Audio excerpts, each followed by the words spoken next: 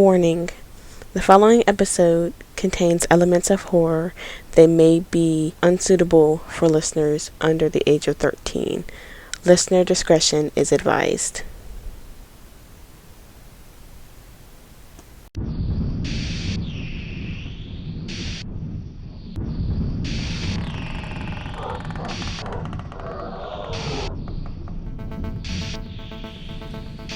Hello. We've been expecting you. I'm Brianna, and welcome to Beyond the Bazaar's 13 Nights of Frights. From October 19th through October 31st, Halloween night, we will be sharing with you some of our favorite hand-picked urban legends, lore, stories, and more that we love to talk about during this special time of year. So take a seat, make yourself comfortable for these 13 nights of terror.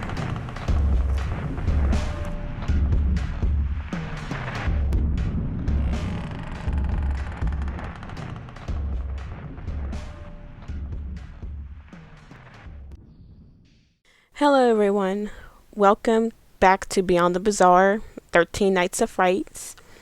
My name is Brianna, and I hope you guys enjoyed our episode that we shared with you guys yesterday, our favorite creepypasta, The Crawl Space.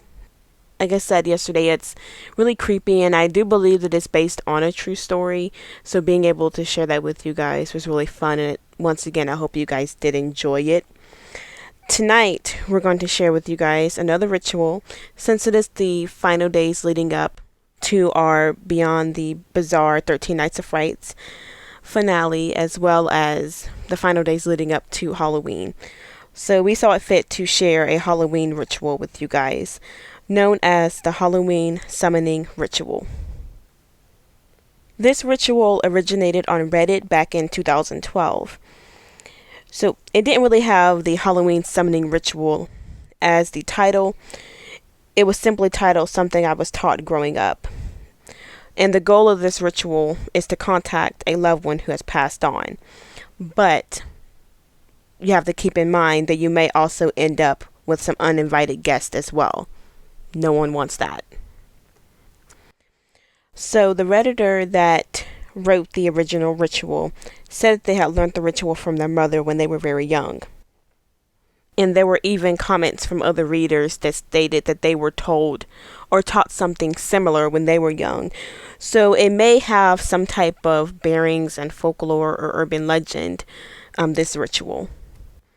And actually, the practice of trying to contact loved ones who have passed actually dates back long before any of us were here. Back to the ancient Celtic festival of Samhain, which is the precursor of Halloween. So it does make sense as to why this would be called the Halloween Summoning Ritual, since it has roots in that ancient festival. Now, of course, naturally, we here at Beyond the Bazaar love rituals, so of course we're going to teach you guys how to play. But, as I stated before, keep in mind that the goal is to reach out to loved ones in this ritual. But as always, there's danger lurking around the corner that you may reach out to someone or something else. So, as always, play at your own risk. But here is how to play the Halloween Summoning game. So to play the game, you need at least one player, of course. Here is what you will need. 1 candle, matches or a lighter, a quiet room with at least 1 window. The window must be capable of opening and closing. So don't be in a room with the window that's been sealed shut. The ritual will not work. You will need a loved one who has passed on, whom you wish to contact. You will, of course, need a means of communicating with the person you wish to contact. You can use a pen or pencil and a piece of paper. You can use a mirror that's been fogged, a voice recorder, a Ouija board, whichever method of contact that you are more comfortable using. A bowl or basin enough for you to be able to fill with water, and the ability to be able to warm the water. It's time. You're ready to play. Part 1. The Invitation. Wait until October 31st. Wherever you are deciding to play the game, be sure that you clear the building of all other people. Or if there are people still in the building, inform them of your intention to perform the ritual. Give them time to leave if they want to. If there are any people present in the building that has the playing space, and they do not wish to leave, and do not wish you to perform the ritual while they are there, it's important, do not proceed. After you have succeeded in either clearing the building or receiving the permission from those present to perform the ritual, you may continue. When darkness has fallen, bring all of the supplies you will need to the quiet room that has the window. Before starting, confirm that the window is closed. Then place the unlit candle near the window, but not so close that a breeze could cause for it to go out when it is lit. Next, think of the loved one you wish to contact. Hold their name in your mind.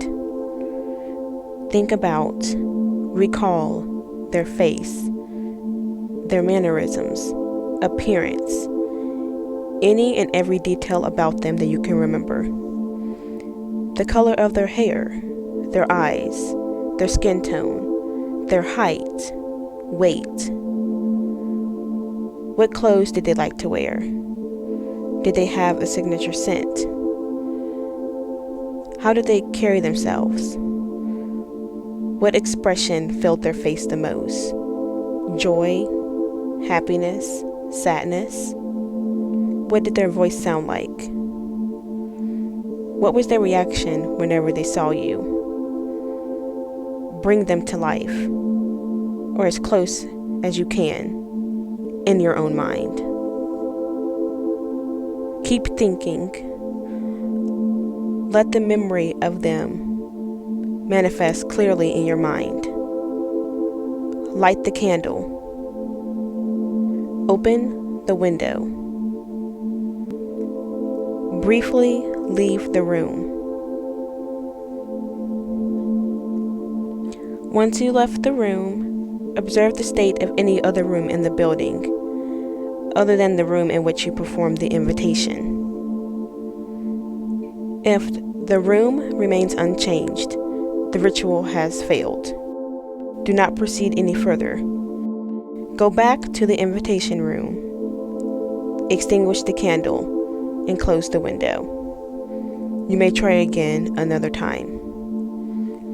However, if you observe anything unusual, the ritual has succeeded. You may proceed. There are a few ways to know that the ritual has succeeded. These are a sudden presence of a scent that's associated with your loved one, perfume, cologne, a favorite soap, sudden drop in temperature, and or you just feel them. You can feel them in the air. You know they're there. If you experience one or all of these, once again, the ritual has succeeded. Return to the invitation room. Part 2. The conversation. If you're feeling up to it, you may attempt to communicate with your loved one. Once again, how you do so is up to you. You can use the pen or pencil and paper that you brought with you. Hold the pen and pencil in your non-dominant hand. That means if you're right-handed, use your left hand, and vice versa if you're left-handed. Let yourself relax. Clear your mind. Speak out loud to your loved one. Ask them questions, or you can just tell them anything you wish for them to know. If your non-dominant hand begins writing on its own, let it. Then read what's there. Your loved one is speaking to you. If you decide to use a fogged mirror, you can fog up the mirror by any means that you want. You can breathe on it, hot water, what have you. Speak aloud to your loved one. Then carefully watch the surface of the mirror. If any words appear, read them. If any pictures appear, examine them. If you're using a voice recorder, go ahead and turn on the recorder. Speak aloud to your loved one. Leave at least 15 seconds or 20 seconds of silence between each question or sentence. When you're finished, turn off the device and play back the recording. Listen closely, especially during the 15 or 20 seconds of silence. Now, if you're using a planchette or Ouija board, you may speak aloud to your loved one and watch the planchette for movement. If it moves, track where it goes and read the response. However, there's a reason why this method of communication is suggested last, because it is not recommended. Should you choose to use the method of the planchette or Ouija board, proceed with caution. You may continue communicating with your loved one until you or them are ready to finish. Part 3. The Farewell. Although it may be hard, it's time to say your goodbyes. Thank your loved one for speaking with you. Then let them be. They will know to leave when the night is over. When the sun has risen, extinguish the candle and close the window. Now, in terms of the ritual, there are some things that you should keep in mind. So with the ritual, it is not required that the ritual be performed on Halloween, October 31st. However, it is said to be more successful on this date. But also, it increases the chance of uninvited guests. It is also stated to further improve the chances of being successful with the ritual to use a window that faces west when performing the invitation. You may also lay out a small gift, a token, or an offering of the favorite food of your loved one. It doesn't guarantee that the ritual will be successful, but it may be of some help. Now, although the communication is a part of the ritual, you do not necessarily have to communicate with them once they've been summoned. You may just decide to sit there and just quietly enjoy their presence. Now, back to the use of the planchette in conjunction with the talking board, or also known as a Ouija board. The reason why it's not recommended is because it increases the risk of bringing in an uninvited guest, since you're also playing on Halloween, which is the one night where the veil between the living and the dead is the thinnest. So do with that what you will. Just if you have pen and paper, just use pen and paper just to be safe. Now, concerning uninvited guests. If the invitation part of the ritual is successful, but if there's any point that you sense that whoever is there is not who you summoned or intended to contact, important, do not proceed. So the ways that you can know if it's an uninvited guest is sense that's not associated with them, different communication styles, physical sensations, dialect, like if you're writing to them and it doesn't sound like something that they would say, or if their way of communication is weird, or if you just even feel unsettled, then it's most likely not who you intended to contact. So, I know you're probably wondering, if this were to happen, what should you do? So the first thing you do is cease speaking with the whatever it is immediately, and do the following. Extinguish the candle, but do not close the window. This is where the bowl or basin with the warm water comes in handy. You fill the bowl or the basin with warm water and place it in the invitation room. Leave it there overnight. Go back in the morning once the sun has risen. Take the bowl outside and empty it onto a patch of earth or dirt. Make sure that the water soaks completely into the ground.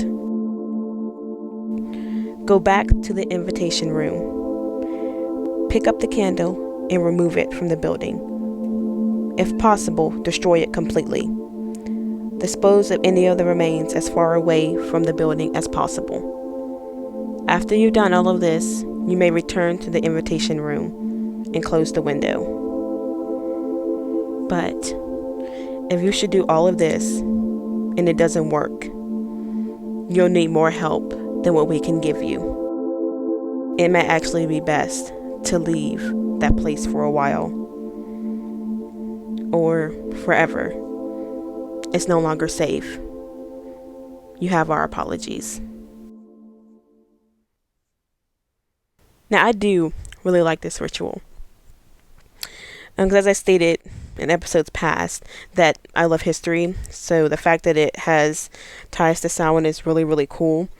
Also, the element of the candle also links back to the ancient Celtic festival, as its tradition to light candles by the doors and windows of your home in order to guide spirits of loved ones there during that time.